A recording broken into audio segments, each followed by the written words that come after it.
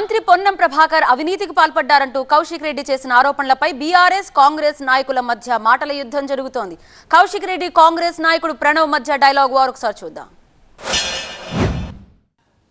నువ్వు ఈ 100 కోట్ల అవినీతి చెయ్యలేదని ప్రమాణం చేయి. ఫ్లై యాష్తో పాటు ఓవర్లోడ్ లారీలను ఎందుకు ఆపుతలేరు?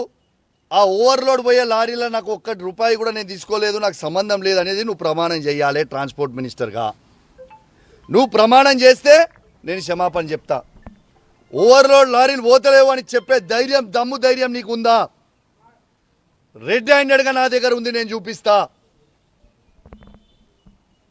కాబట్టి నేను దయచేసి రేపు కూడా పొన్నం ప్రభాకర్ గారు నాలాగా నేను ఎట్లయితే నా నిజాయితీ నిరూపించుకున్నా ఇవాళ, రేపు పొన్నం ప్రభాకర్ గారు వెంకటేశ్వర స్వామి సాక్షిగా రేపు వచ్చి ప్రమాణం చేస్తారని నేను అనుకుంటా ఉన్నాను.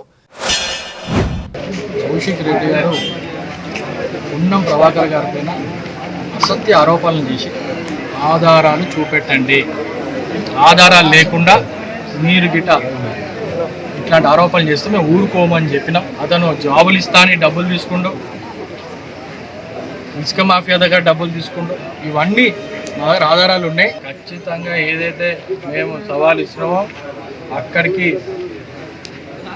మా బాధితుడు పోయి కొబ్బరికాయ 11ంటికి కొట్టి నేను 20 లక్షలు ఇచ్చిన నీకు వాస్తవా కాదా అని చెప్పింది. ఇంతకంటే ఆధారాలు కౌశిక్ రెడ్డికి ఏం కావాలని ఇవాళ నేను సూటిగా ప్రశ్న అడుగుతాను.